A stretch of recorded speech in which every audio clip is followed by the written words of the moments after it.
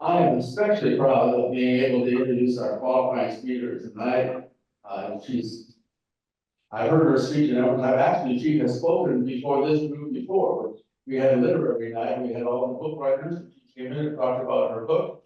Her book is Barefoot to Freedom. It's no secret because it was in the publicity, right? And I've heard her, she belonged to a club. She came and spoke to a club that we had and gave that speech, spoke fantastic. We're helping our QS candidates speak to and gave her speech there. She came to my home club in 1348 and gave part of the speech there. And I was so confident in her skills that probably against my own rules, I've already sent her out. She spoke at our Kiwanis club that we sent our speakers to. But she has spoken a lot of places. She has a message that works toward so many people, towards youth. You've done a number of youth, and featuring, I remember one particular story that I have to share. She may tell me I shouldn't have shared too much, but one particular story where she was speaking to a junior high class for an assembly. And I was at a lot of school assemblies, and I could attest to the fact that the principal was right when he said he was amazed that how well they paid attention to what she had to say, because they never pay attention in assembly. And I'll attest to that being true. So if you can imagine yourself at the school, she tells us, the students, tells the stories that she tells and the impact it might have on them. I am particularly proud of having Hilda Valenzuela give her a speech that may move you to tears. I know it did. I came close to that one of the ones, and hopefully her message will resound wherever she goes, including tonight. Hilda.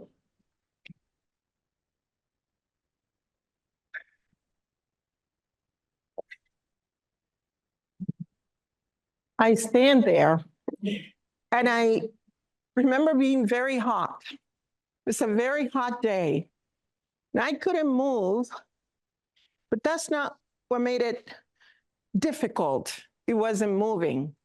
It was the fact that as I look around, there were heads everywhere. My dad was behind me and his ribs were pushing my back, and I didn't want to bother him, but people kept pushing my brother against me. And I remember thinking, how long can I stand here? And the next thought that came to my mind was, if we're standing outside in the elements and I'm looking at the sky, why is it that I can't breathe? Why is there such lack of air? And I remember doing this. And as nighttime came, we had been standing for about 24 hours, maybe 36, and the rain started to fall. And I didn't know that you could sleep through rain. But I remember just falling asleep and not being able to fall down because we were such tied to each other, so close to each other that we couldn't fall. My feet kept sinking, and I knew because of the smell that it wasn't quite mud, but I kept thinking, it's mud. It's just mud, like when I played outside. And 48 hours later, I'm still standing there, and I'm still looking at the sky. And my dad says, Gandhi survived 41 days without food. And I snapped and said, are you telling me we can be here for 38 more days? That was the teenager in me. And the question is, why? Why would somebody survive that at 14 years old? But I came to the conclusion that if the why is bigger than the circumstances, the why always wins. Why was I standing there? Maybe because I wanted to be free.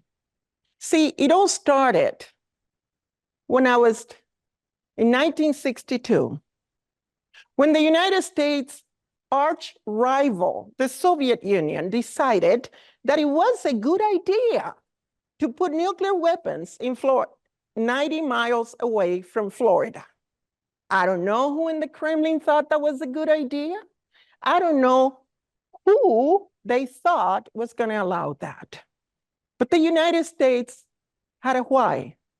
And the why was to defend a country. And they told Russia, you cannot have weapons here. And Russia said, we will. And for the first time, the United States and Russia, for 13 days, await nuclear war. Children in the United States were being taught to hide under the desk. We came to DEFCON 2. It was the only time in the history that we have come to DEFCON 2. On the 13th day, the why of the United States was bigger, and the Russians knew it. And so they said, we'll pack up and leave.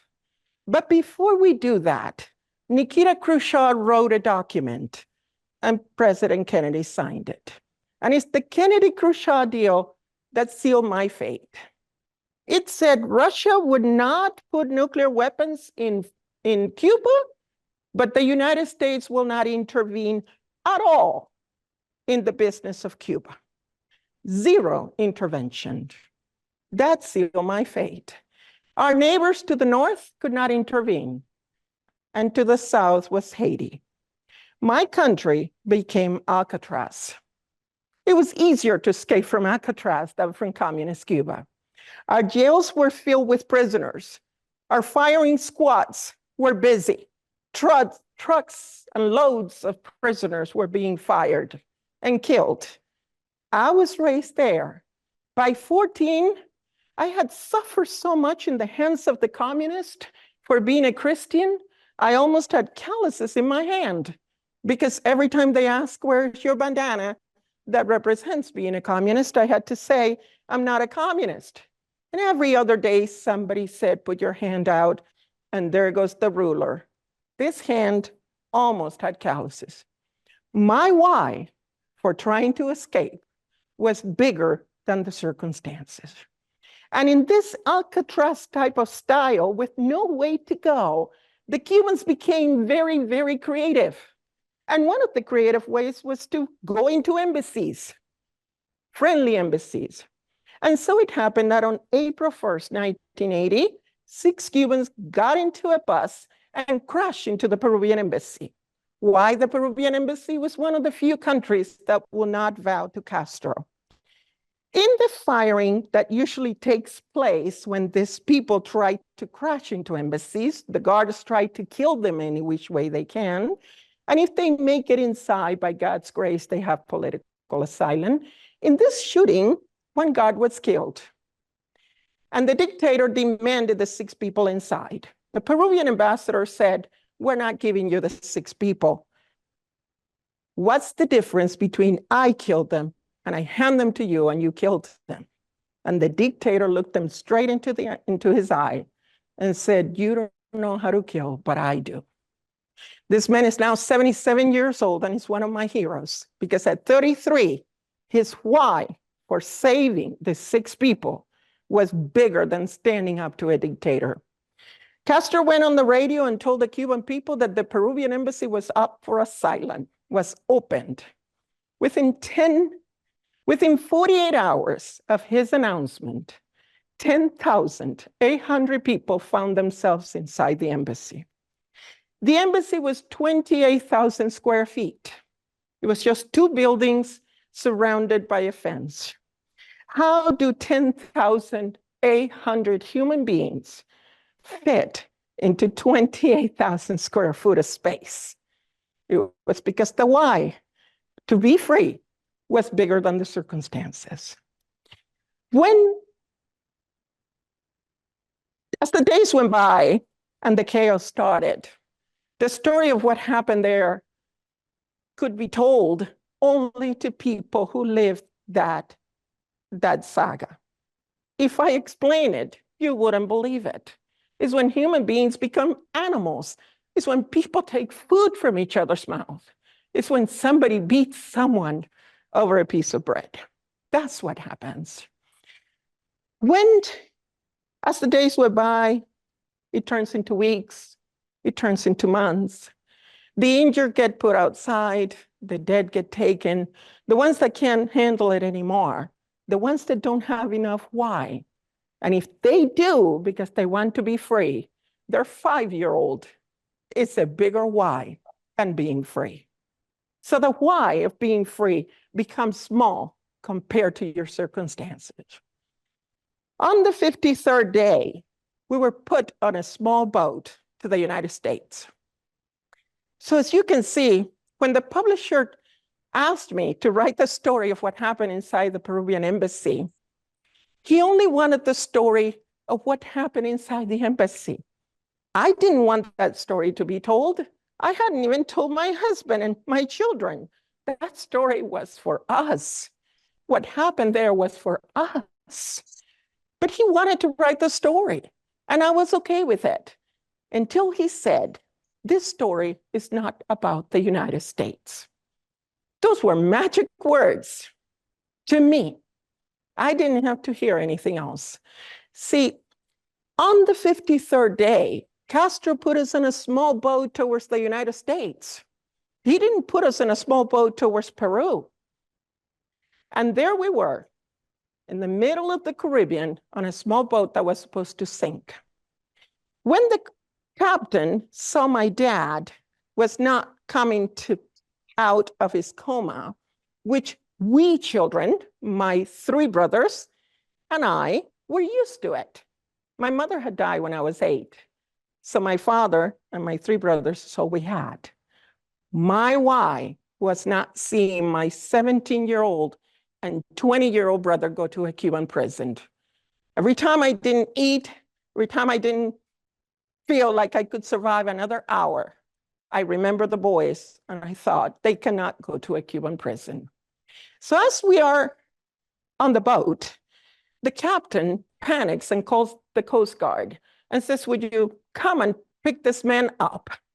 I knew he was just passed out, like he had passed out for days before. But as the gurney from the small boat goes into the big boat, into the Coast Guard, one blabbermouth on the boat tells another, the man died. That's why he doesn't want him here. Well, that did it for little 14-year-old Hilda. She went crazy. She went over the gurney and jumped and held on in a way that men could not pull my fingers apart from the mesh. I was not going to let him go. He had died. And I thought, this is it. There I go up to the Coast Guard. And what I saw was, as he went over, I saw soldiers with paddles and oxygen trying to save a man that didn't look much like a man.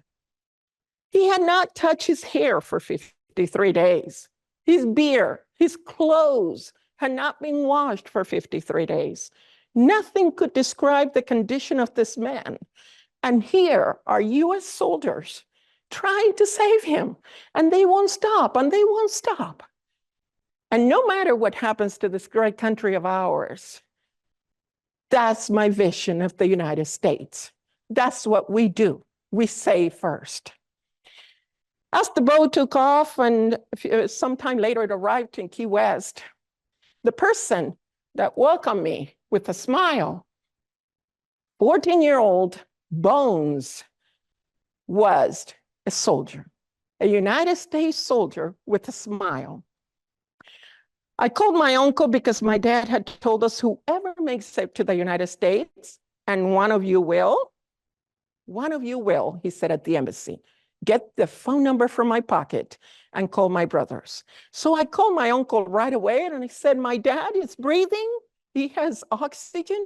My brothers are somewhere at sea. But I felt safe.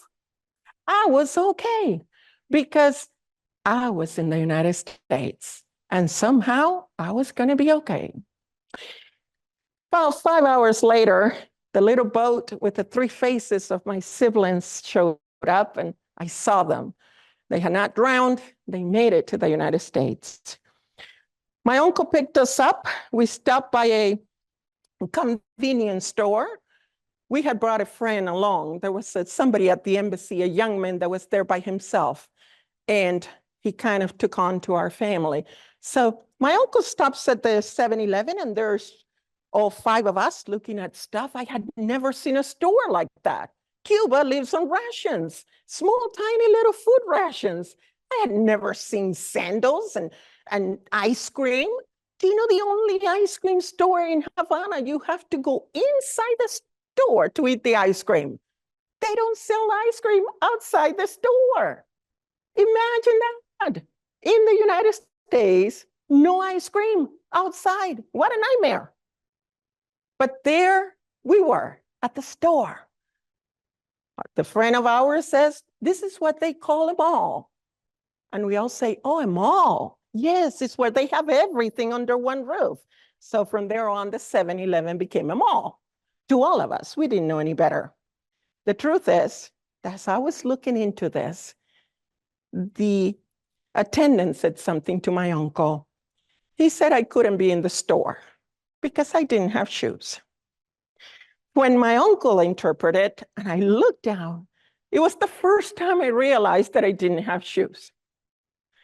For 50-some days, they didn't bother me. Somehow, when you live like a little animal, it doesn't bother you.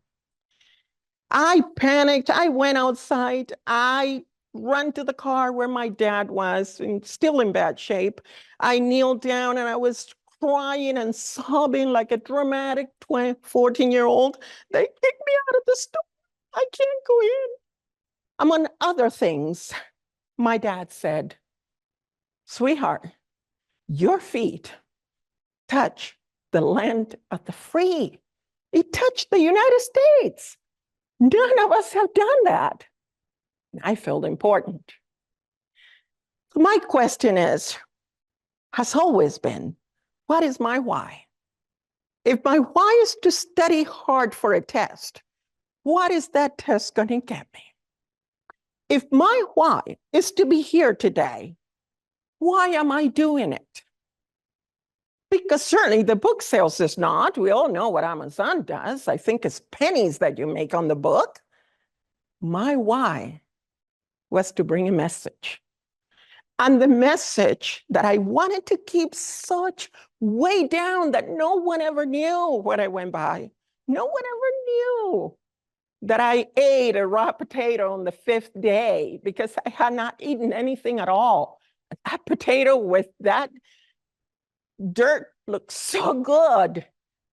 Nobody ever knew, and nobody needed to know.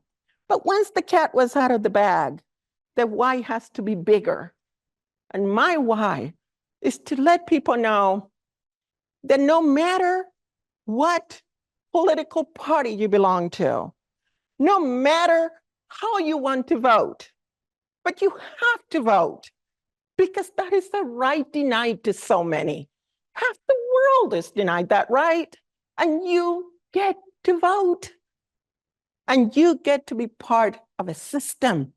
Don't complain, because freedom is not free. Freedom is fragile, and it could be taken away. Because in 1959, Cuba was nothing but Vegas. It was Vegas.